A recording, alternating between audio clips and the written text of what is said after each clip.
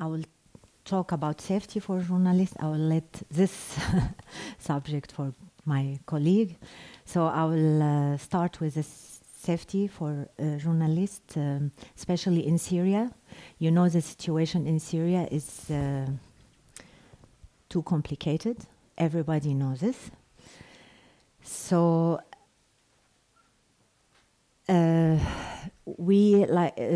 Syrian situation now has been started since 2011. We have been doing a lot of training for journalists, even for ourselves, because we need it in a situation like this. I remember in many training when we bring a specialist from the foreign country.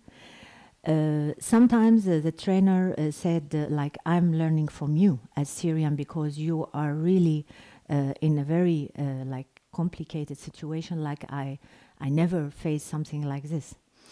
So because of this, we build a special policy security, like we see here, especially for Syrian and especially for our organization.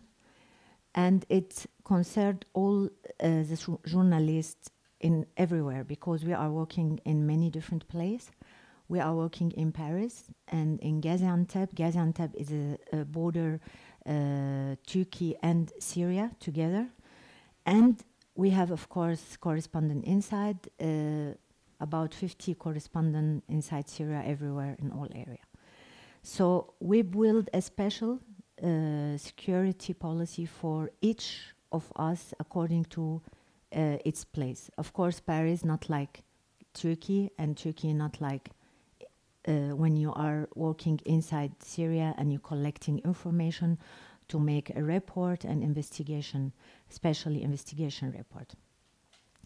It's a very detailed security. I'm not going to into details, but as you see here, if something like happened to any of our employees or colleague or correspondent, we have something like we called crisis management, and we start doing the best possibility solution for them.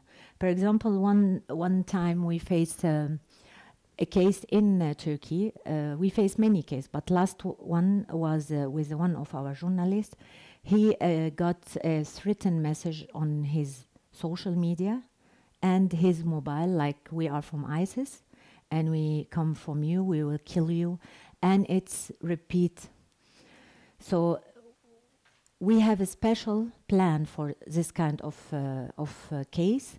He has to change his home, he has to really disappear, not to come to the radio for many days, and he has to change his routine, many things. And of course we bring someone special with him to stay for 1 week, not to be killed, because I don't know if you heard about the very famous Syrian journalist in Gaziantep, Naji Jerf.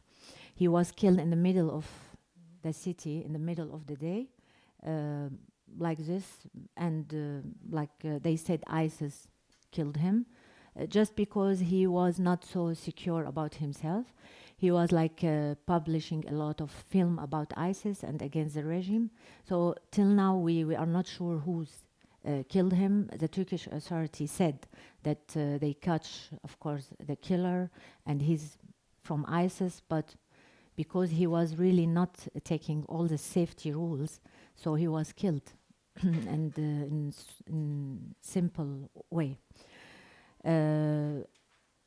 And this is, you can just have a quick look. This is how the management, the employees, and sometimes with the relative emergency, it's different. So if we go, I'm gonna open something in Arabic, but just I'm gonna explain. This is, for example, something, we have many. If you feel like you are followed by somebody, what you should do. So this is like the steps you have to, the instructions that you have to follow. This is, we have 5 files to each of us, like as journalists, and what to do before and after if something happened to you. For example, here we mention what I mentioned, the Naji Jurf killed, how he's killed and why. We said here he's killed because he doesn't really follow the real safety instructions that they have to follow. For example, if we go here, it's talking about inside. If you are inside on the ground, you have bombing every day over your head, what you should do to protect yourself from being killed or injured. So this is one correspondent who talked about what's happened with him. It's a testimony, and he said how I can, like, what did I do to follow the instruction of the safety that I should do to protect myself. And of course, he talking about the trauma that he lived under because he following the bombard every day and see these bodies every day. And this is what he talked about here. And we can go to and see here, we're talking about if you get arrested by some group and you don't know which group you arrested, what to do to clarify who is arrested you, what to do to be able to call somebody and say that I'm arrested, how to inform some people or relative that I'm arrested, and giving some clues to be able to follow the journalist and rescue him from the arresting. We have like many cases arresting and by the regime and by ISIS. We have 3 journalists inside Syria, 3 of them in Raqqa. It's 3 years ago. 2 of them, they didn't follow the safety digital that we should. They should follow them, and they have this policy they didn't follow. So ISIS took them, and when they came to arrested him and they opened the laptop, they found everything in his laptop. They found that he's a journalist, he's working with a lot of media, he's like delivering information. They took them. Until now, we don't know anything about them.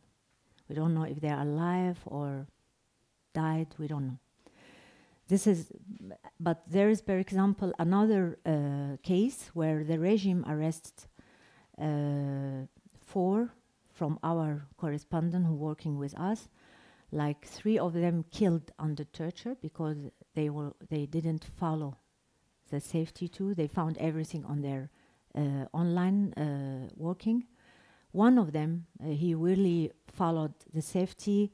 We could be able to release him. Of course, it was not easy, but at least he's survived. So this is why we always say we have really and should follow the safety, especially in a situation like Syria, a very difficult situation. So I think this is all I can say for today, and I will let for my colleague.